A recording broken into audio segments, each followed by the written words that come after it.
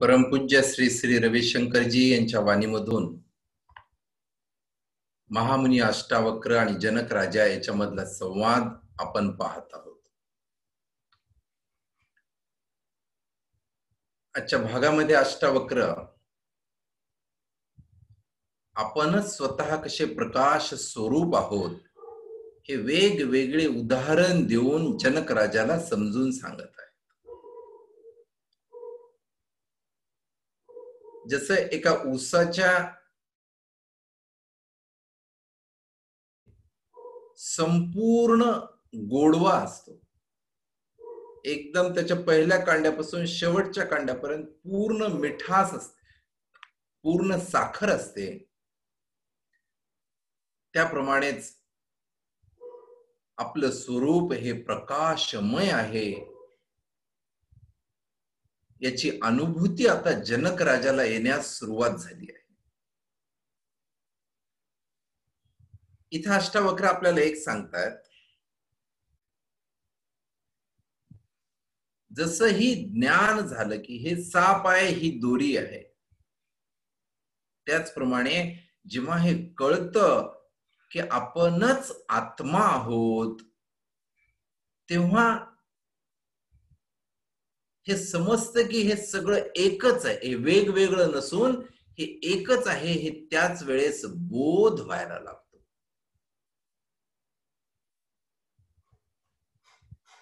वेगवेगळ्या पद्धतीने अष्टावक्र इथे हेच सांगतायत की आपण स्वतःच आनंदाचा स्रोत आहोत, आपण स्वतः आनंद आहोत, प्रसन्नता आहोत. जसं एक करंट जे असतं, लाईट जे असतं, ती एकच लाईट असते, एकच करंट असतं वायर मध्ये, पण त्याच्यामुळं वेगवेगळ्या प्रकारचे बल्ब्स, वेगवेगळ्या रंगाचे बल्ब चालू होतात, पण त्याच्यामध्ये सगळा प्रवाह जो आहे तो एकच करंट आहे, एकच लाईट आहे. हे जेव्हा समजतं त्यावेळेस सगळ्यात मोठा फायदा हे की आपला दृष्टिकोन बदलतो. प्रत्येक वस्तू, व्यक्ती, परिस्थितीकडे बघण्याचा जो दृष्टिकोन आहे तो आपला पूर्णपणे बदलायला लागतो. इतकं महत्वाचं ज्ञान अष्टावक्र आपल्याला देत आहेत. जसं जनक राजा सांगतायत की आता मला कळलं की हा फक्त आपला मोबाईल काम करत नाहीये. मोबाईल भारीचा असेल, चार्ज असेल, काहीही असेल, पण टावर वरून जर सिग्नल नसतील तर आपला मोबाईलच काही कामाचा नाही. तर मेन टावर आहे, आणि एकदा का मेन टावरला ओळखलं तर मग अशा असंख्य प्रकारचे मोबाईल तो चालू शकतो, हे इथं अष्टावक्र सांगतात. तर त्या टावरला ओळखणे, मेन सुप्रीम पॉवर जे आहे त्याला लक्षात घेणं, हेच खरं ज्ञान आहे, हे इथं अष्टावक्र सांगतात. यासाठी सांगतायत की आत्मज्ञान जर नसेल सगळं जीवन व्यर्थ होऊ शकतं. इतकं महत्वाचं आहे आपलं आत्मज्ञान. आणि हे कशापासून मिळणार? तीक्ष्ण बुद्धीपासून आपल्याला हे आत्मज्ञान होणार. ज्या बुद्धीपासून आत्मज्ञान नाही होत त्या बुद्धीचा काही उपयोग नाहीये, असं अष्टावक्र सांगतात. मग जनक राजा म्हणतात, आता मला समजलं की मी स्वतःच प्रकाश रूप आहे, मी एक सत्ता आहे, मी स्वतः प्रकाशाचाच स्रोत आहे. हे वारंवार आश्चर्यचकित होऊन सांगत आहेत. मी इतकी दिवस जे दृश्य समजत होतो ते दृश्य न समजता मी आता द्रष्टा आहे हे माझ्या लक्षात आलेलं आहे. ज्याने प्राण आपला चालू आहे तोच मी आहे, हे इथं जनक आता वारंवार सांगतायत.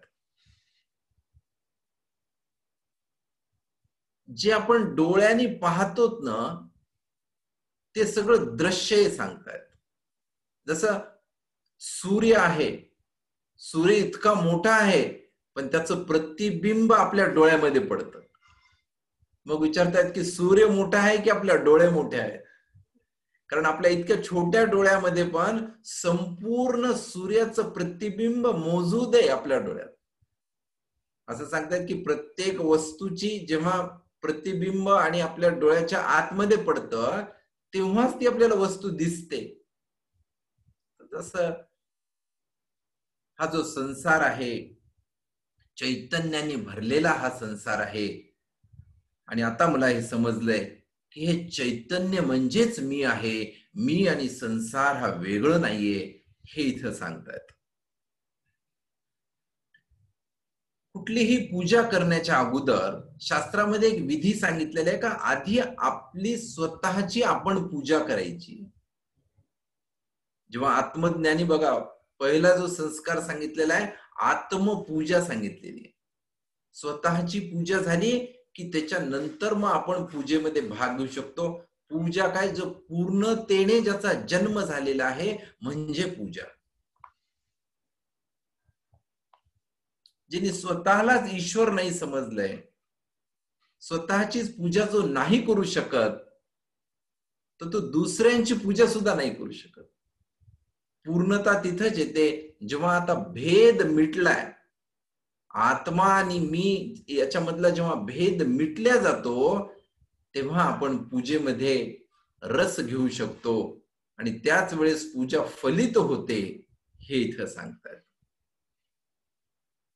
इथे खूप सूक्ष्म अर्थ सांगतायत अष्टावक्र आपल्याला की आत्मपूजा याचंच लक्षण आहे की सेल्फ रिस्पेक्ट.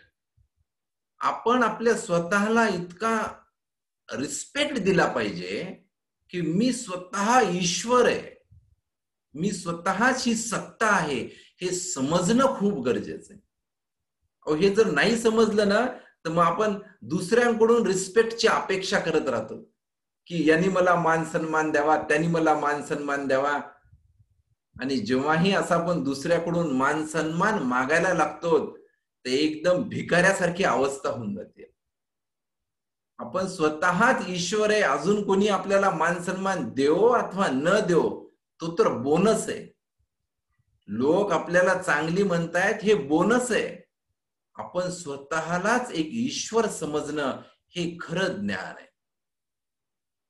बघा ना, आपण आपल्या सॅलरीवर अवलंबून असू शकतो. आपल्याला जी काही पगार मिळते, जे काही आपल्याला उत्पन्न असतं त्याच्यावरती आपण अवलंबून असू शकतो किंवा अवलंबून असावं. पण जे बोनस मिळतं त्याच्यावर जर अवलंबून राहिलं तर फार अवघड होईल. तसं लोक आपल्याला मान सन्मान देतायत हे बोनस आहे, पण स्वतःला ईश्वर समजणं हे खरं आत्मज्ञान, हे सांगतायत अष्टावक्र जनक राजाला. आणि आता जनक राजे म्हणतायत की आता मला हे समजलं खरं, त्याच्यामुळं मी आणि संसार वेगळा नाहीये, म्हणून मी संसाराची आता निंदा पण करणार नाहीये. आता पूर्ण माझा दृष्टिकोन बदललेला आहे, प्रकृतीच्या कणा कणामध्ये चैतन्य भरलेलं आहे, ही बाब माझ्या लक्षात आलेली आहे. जसं एका वैज्ञानिकच्या दृष्टिकोनातून प्रत्येक अणु अणु परमाणू पासून जी वस्तू बनलेली आहे त्याच प्रकारे या संपूर्ण सत्तेपासून, या चैतन्यापासूनच हा संसार बनलेला आहे, हे जनक राजाला आता याची अनुभूती येत आहे. पुढे सांगतायत अष्टावक्र की जेव्हा आपल्याला सत्य कळतं, जेव्हा खरं कळतं की काय आहे, त्यानंतर मग आपल्या हातून चूकच होऊ शकत नाही. एकदा समजलं, समजा हे मीठ आहे, ही साखर नाहीये, हे जर ज्ञान आपल्याला झालं तर आपण ते मीठ कधीच खाणार नाही. इथं खूप गहरा अर्थ सांगतायत अष्टावक्र. आपल्याला जी छोटे मोठे व्यसन लागलेली असतात किंवा व्यसनामध्ये आपण अडकलेले असतो ना, त्या व्यसनापासून जे सुटत नाही आपण, ते हेच सांगतायत की आतमध्ये कुठंतरी वाटतं की हे व्यसन सुद्धा माझ्या कामाचं आहे, त्याच्यामुळे हे व्यसन सुटू शकत नाही. नाही तर जेव्हा खरं ज्ञान होतं की ही गोष्ट माझ्यासाठी चांगली नाहीये, हे जेव्हा खरं कळतं तेव्हा कुठलाच माणूस ती चूक करू शकत नाही. लोक कसं वरून वरून म्हणतायत की अहो हे चूक आहे, अहो ते चूक आहे, पण आतून कुठेतरी असं त्याला वाटत असतं, त्याला सुख घेत असतो त्या वस्तूपासून, व्यक्तीपासून, आणि त्याच्यामुळं ती चूक तो वारंवार वारंवार करतो. तसं एखादा माणूस वर जर त्याला समजलं की हे नॉनव्हेज खाणं चांगलं नाहीये, ते वर दुसऱ्याला म्हणतो चांगलं नाहीये, पण परत परत ती चूक का करतो? कारण आतून कुठेतरी वाटत असतं की नाही, हेच माझ्यासाठी चांगलं आहे, यानेच माझं शरीर चांगलं होईल. आणि मग काय करतो बघा, किती असे अज्ञानी लोक पाहतो आपण, ती चूक तर करतातच करतात, वर पटवून देतात की हे कसं चांगलं आहे. हे कुठलं तरी गुगल वरती फॉर्म दाखवायचा आणि म्हणतात बघा इथं लिहिलेले व्हिटॅमिन्स मिळतात, प्रोटीन मिळतात. हे कुठंतरी आतमध्ये असतं की हे चांगलं आहे, त्यामुळे ते आयुष्यभर हे व्यसन सोडूच शकत नाही. अष्टावक्र सांगतायत की ज्याही क्षणाला सत्य कळल, खरं खरं काय ते कळल, त्याच क्षणाला ते व्यसन, ती व्यक्ती, ती वस्तू, ती परिस्थिती आपल्यापासून सुटून जाणार. हे इथं अष्टावक्र एक गहिरा अर्थ आपल्याला सांगतात. तसं सांगतायत की एकदा खरं जर कळलं की हे साप नाहीये, ही दोरी आहे, मग आपण त्या दोरीला घाबरणार का? दोरीला भिणार का? अशक्य आहे. सत्य समजल्यानंतर सुद्धा भीती वाटणे, हे वाटणे म्हणजे अज्ञानाचं लक्षण आहे.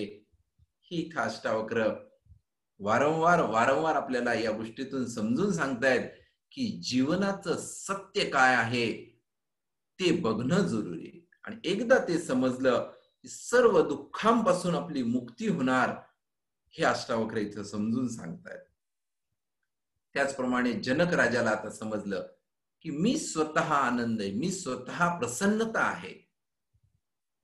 जेव्हा एखादा तो कुत्रा त्या हड्डीला चावत असतो, चावून चावून चावून त्याच्या जखमा व्हायला लागतात त्याच्या तोंडामध्ये, जेव्हाही त्याला समजतं की या हड्डीमध्ये काहीच नाहीये, इमिडिएट तो हड्डी सोडून देतो आणि मग रिलॅक्स होतो, मग त्याला खरी आनंदाची अनुभूती होऊ शकते. हे सांगतायत की गहरा विश्राम सांगितलेला आहे. परत इथं अष्टावक्र ध्यानाचं खूप महत्व सांगतायत की गहरा विश्रामामध्येच आपण विकारांपासून दूर जाऊ शकतो. आपल्या व्यसनांपासून दूर जाण्याचा एकमेव मार्ग सांगितलाय गहरा विश्राम. त्याला सांगितलंय कोटी कोटी कल्प विश्राम. एका क्षणामध्ये इतकी काही गहरी विश्रांती आपल्याला मिळून जाईल, मगच आपलं मन ऑटोमॅटिक शांत होईल आणि तेव्हाच आपल्याला सत्य काय आहे हे समजायला लागेल. ज्याची तलाश आहे आपल्याला, ज्याचा शोध आहे आपल्याला, ते आपण स्वतःच आहोत, हे इमिडिएट आपल्या लक्षात येईल. हे इथं अष्टावक्र आपल्याला सांगतात. पुढे एका स्टोरीच्या रूपात गुरुदेव आपल्याला सांगतायत की मुल्ला नसरुद्दीन एकदा चंदा गोळा करण्यासाठी फिरत असतो. काहीतरी चांगलं कार्य समाजामध्ये उभं करण्यासाठी चंदा गोळा करणे, फंड गोळा करणे आवश्यकच असतं. तसंच एक शाळा वगैरे सुरू करण्यासाठी तो चंदा गोळा करण्यासाठी फिरत असतो. गावोगाव खूप फिरतो तो, आणि फिरून फिरून एका व्यक्तीकडे गेल्यानंतर तो व्यक्ती म्हणतो की तुम्ही काहीतरी ज्ञान सांगा. मग तो काहीतरी ऐकवतो त्यांना, हे ज्ञान मला आहे. तो व्यक्ती म्हणतो मला पण हे ज्ञान आहे, मी पण वाचू शकतो, मला पण ह्या गोष्टी माहित आहेत. म्हणजे तुमचं आणि माझं ज्ञान सारखंच आहे, तुम्ही आणि मी सेम आहेत, मग मी तुम्हाला कशामुळे चंदा द्यायला पाहिजे? गुड बाय, मी काही देणार नाही. तो मुल्ला खूप एक ज्ञानाची बाब तिथं सांगतोय की असं नाहीये साहेब, मी जसं हजारो घर फिरून रिकाम्या हाताने फिरतोय आणि आता तुमच्याकडे आलोय, तसं तुम्ही पण खूप ठिकाणी फिरा आणि मग या, मग तुम्ही आणि मी सेम आहेत. यामुळेच सांगतात अनुभव कधीही वाया जात नाही हो. मी तर सांगतो ना, सक्सेस मिळण्यापेक्षा फेल्युअर जास्त महत्वाचं आहे. सक्सेस पासून जितक्या गोष्टी आपण शिकतो ना, त्याच्यापेक्षा जास्त गोष्टी फेल्युअर पासून शिकतो. एखादा व्यक्ती बघा 2, 3, 4 बिझनेस टाकलाय आणि फेल्युअर गेलाय, तर त्याच्याकडे प्रचंड अनुभव जमा होतो. नंतर तो कुठल्याही गोष्टीचं ॲक्युरेट अनालिसिस करू शकतो. तर हेच सांगतायत की आपलं केलेलं करण्यानं हे कधीही वेस्ट जात नसते. अज्ञानी लोक सांगतात की आता मी पण सेम आहे, तुम्ही पण सेम आहे. असं सेम नाहीये. आपण खूप वेळ जे प्रयत्न एफर्ट्स केलेले असतात त्याच्यापासून आपल्याला खूप काही ज्ञानप्राप्ती झालेली असते. सगळे संत सुद्धा हेच सांगतात बघा. जसं हे एखादा बाण असेल आणि बाणाला जर पुढे जायचं असेल ना, तर त्याला आधी मागं ओढावं लागतं. एखादा अज्ञानी जर म्हणला, अहो तुम्हाला पुढे जायचंय मग तुम्ही मागं कशाला ओढताय? त्याला काय उत्तर देणार आहे आपण? जितका लांब जायचा आहे ना, तितकं त्याला मागं ओढावं लागतं आणि त्याच्यानंतर सोडल्याबरोबर तो पुढे जाणार. तर असंच सांगतायत. त्यामुळेच इथं शास्त्रामध्ये प्रयत्नांचं पण एक विशेष महत्व सांगितलंय. जसं जसं आपण प्रयत्न करत राहू ना, तसं तसं त्याच्यातून खूप काही गोष्टीचं अवलोकन व्हायला लागतं, समजायला लागतं आपल्याला. इथंच अष्टावक्र हेच जनक राजाला समजून सांगत आहेत की आधी कर्म करा, आधी खूप कष्ट करा आणि त्याच्यानंतर मग विश्राम करा. आपण खूप थकल्यानंतर बघा, आपण रोजचा अनुभव आहे, आपण शारीरिक खूप एक्सरसाइज करतो, व्यायाम करतो आणि त्याच्यानंतर पाठीवर झोपून विश्राम करतो. तर त्या खूप एक्सरसाइज केल्यानंतर विश्रामाचं जे महत्व आहे ना, ते अनमोल आहे. नुसतं झोपूनच राहिल्यानंतर त्याला काय विश्रामाचं महत्व पटणार आहे? की जशी खूप आपल्याला तहान लागली, त्याच्यानंतर थंड पाणी जे प्यायला भेटतं, त्याचं जे महत्व आहे त्या पाण्याचं, तर तसंच सांगतायत की गहेरी विश्राम मध्ये सगळी ज्ञानाची आपल्याला प्राप्ती होणार आणि त्याच वेळेस आपल्याला समाधी लागणार, हे इथं अष्टावक्र सांगतायत. आणि परत आपल्याला सांगतायत की हे कसं करायचंय?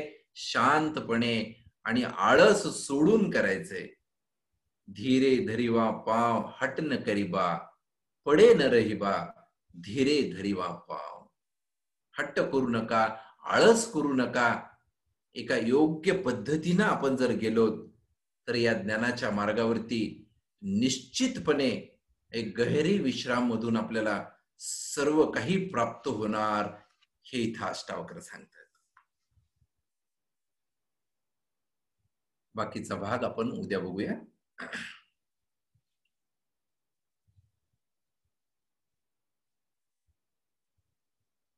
एक लांब आणि खोल श्वासात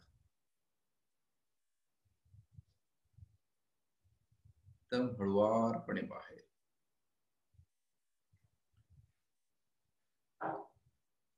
काही क्षण डोळे बंद करून विश्राम करूया.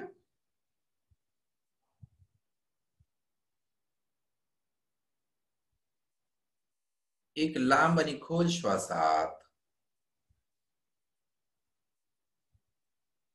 एकदम हळुवारपणे बाहेर.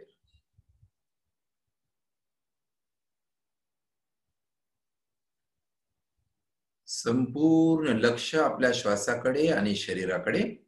डोळे बंद ठेवून विश्राम करूया.